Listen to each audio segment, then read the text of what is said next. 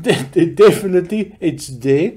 Greetings to my 1,219 subscribers, and of course you, the future subscriber. Tonight is a little bit a start of a short series, 4 parts. Well, we're not really linked, but the only link that they do have is regards to the name, and of course we're talking Glenallachie, and that's something that I enjoy more and more. Here you can see at the back, I have the batch free, and after making a video on my top 10-year-old whiskies on my bar, I got quite a lot of comments on people asking me about the 10-year-old Glenallachie, also indicating that the batch free for them was a really nice whiskey. So I went online as well, and I started looking into Glenallachie, hence the short series. So I'm not going to give the game away telling you what they are, but I can show you. Tonight one is the Glenallachie 10-year-old. It is batch number 9, Cask Strength at 58.1% ABV, natural color, non-chill filtered, one of Billy Walker's pet projects, and they really went the full Monty with this one. Now, from their website you can also find quite a lot of information, and it was nice for a change to get all the necessary information with regards to the whiskey. And on the website I found some interesting information, a little bit on Billy Walker's 50-year-old love affair with whiskey, his experience of 50 years.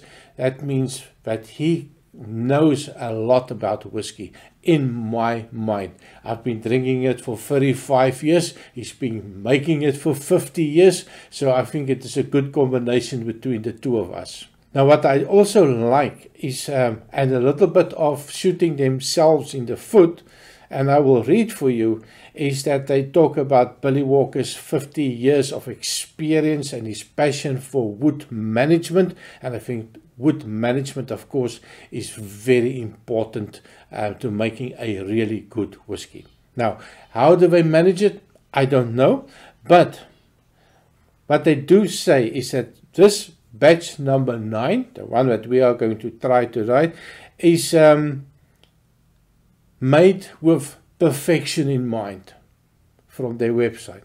Now that means this must be perfect or near perfect, because if you have perfection in mind, then you are striving to put something out that is exceptional.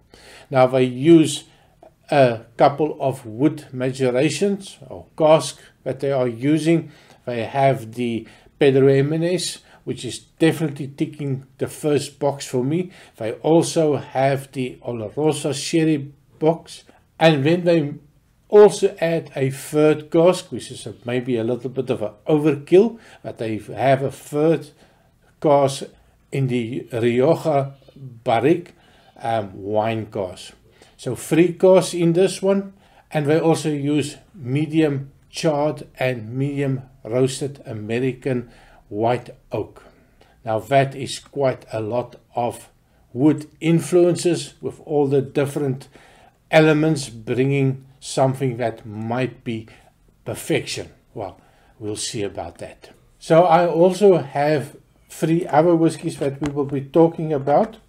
A nice little light one, not going to tell you now, just going to show you the color differences. Now, different batches, of course, different colors, so expect to find something that does not always look the same.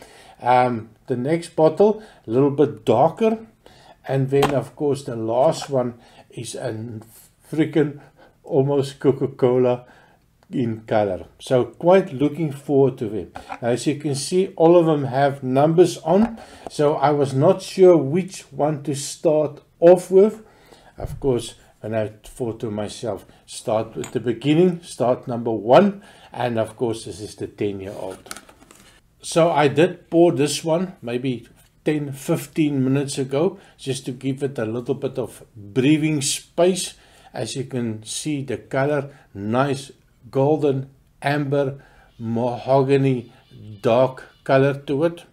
There is a little bit of a viscosity to it. There's long, thin, slow legs forming on it. But of course, it's all about the nosing and the tasting.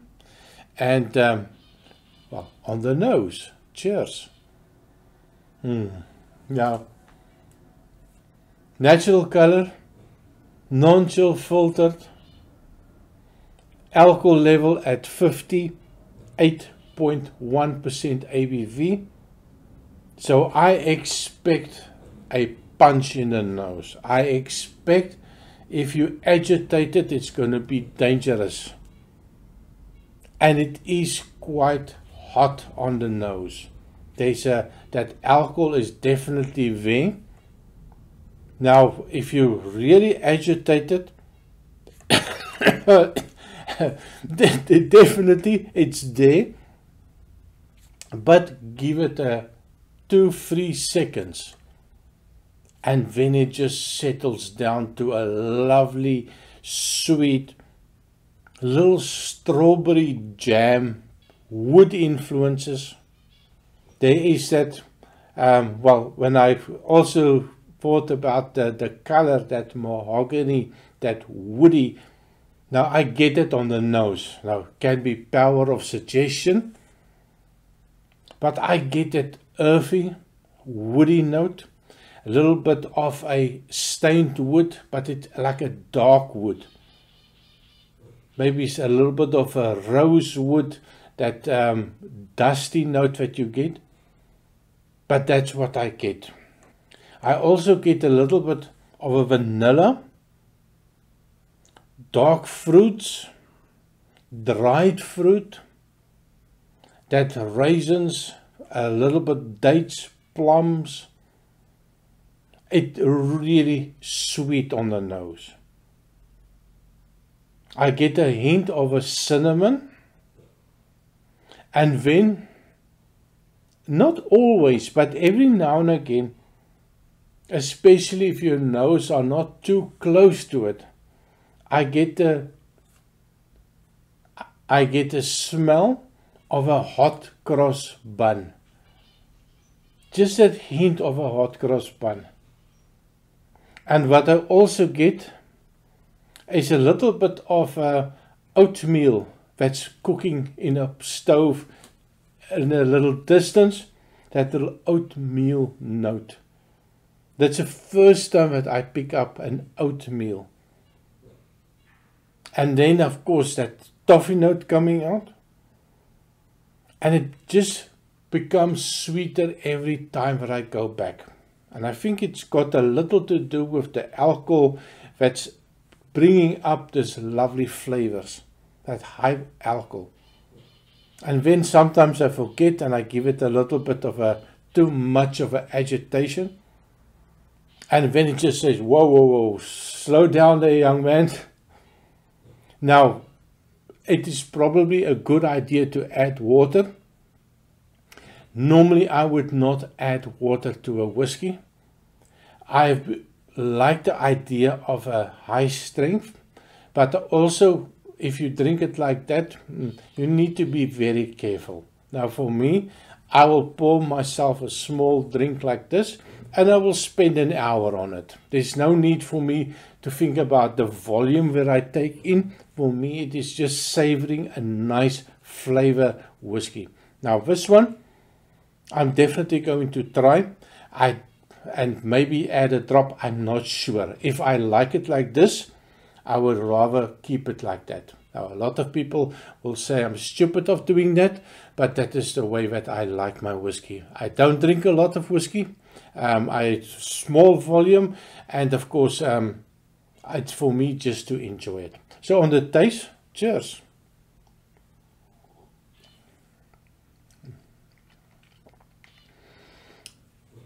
That alcohol does not drink like 58%.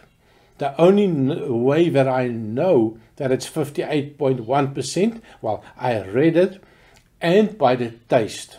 The fact that you put it in your mouth and it just disappears. Strong indication that it is a high ABV one. But within half a second after that small sip, keep it small.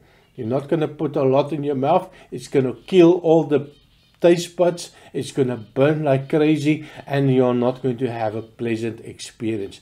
So basically a couple of drops at a time to get that full experience of all the flavors coming out. And there's quite a lot of flavors for me. The sweetness is there. Now, if I compare the sweetness from the nose to the taste, I thought it was going to be a little bit more viscous. I thought it's going to be a little bit sweeter than it is. I'm pleasantly surprised, and I think that's a combination between the Pedro Ximénez sherry, which can be quite sweet, and that Oloroso can be sweet, but I think that just brings down that additional or over sweet whiskey from the Pedro Ximénez cask. Just let me try again. Cheers. With that second sip, I was looking for a little bit of that tannins.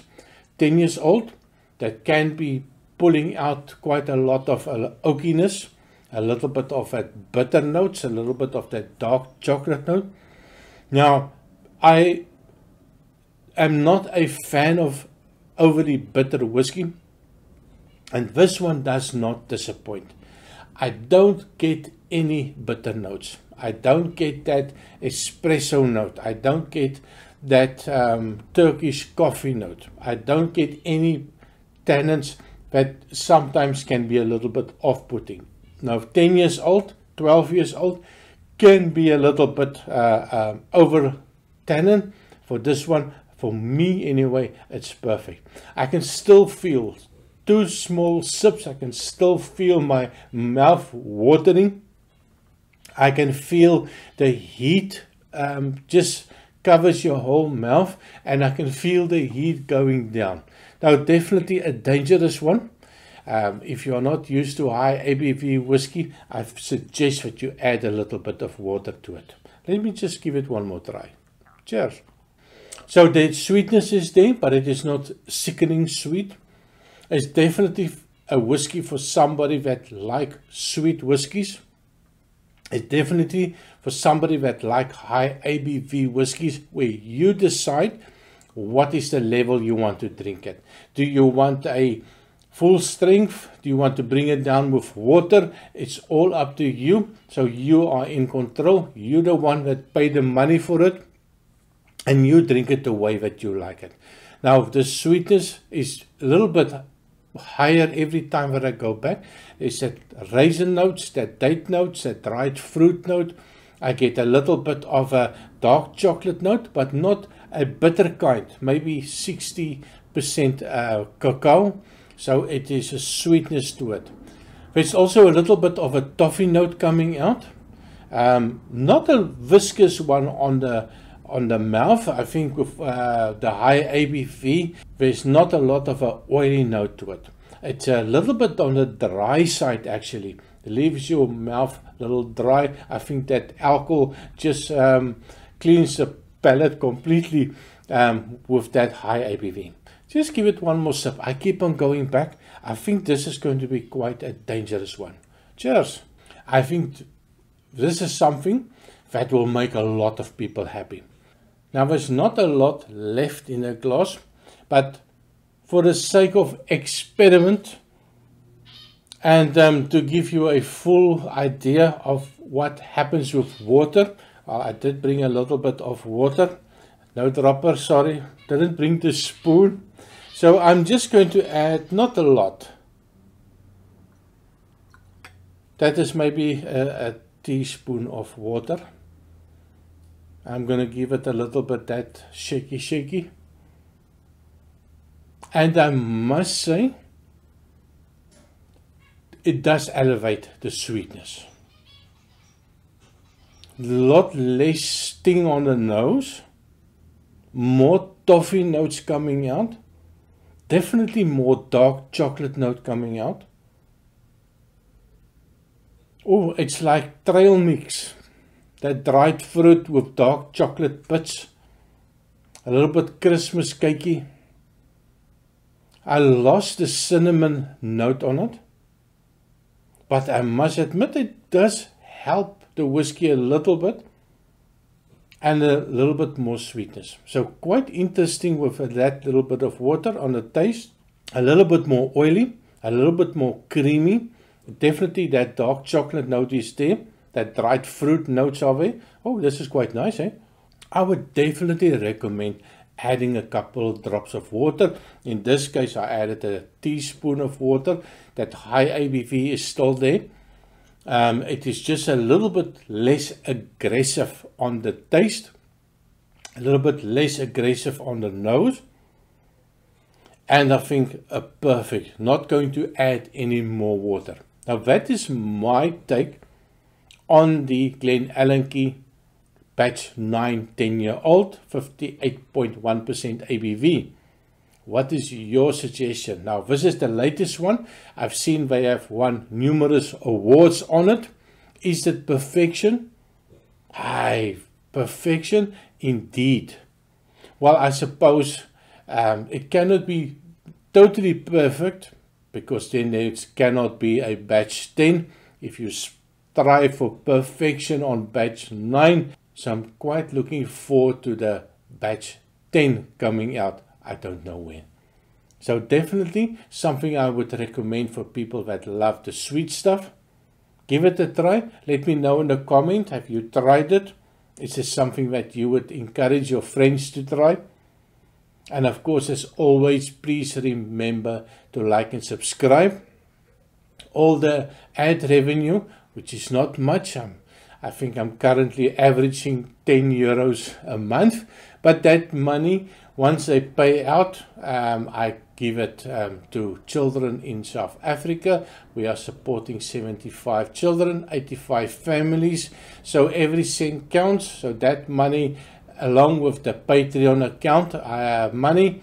I have 2 Patreons that monthly give me 2 euros, 3 euros, and I'm taking that money as well to buy some food for children, with a lot of other donations. So please like and subscribe and help somebody in South Africa. So have a good day, and I see you next time. Cheers.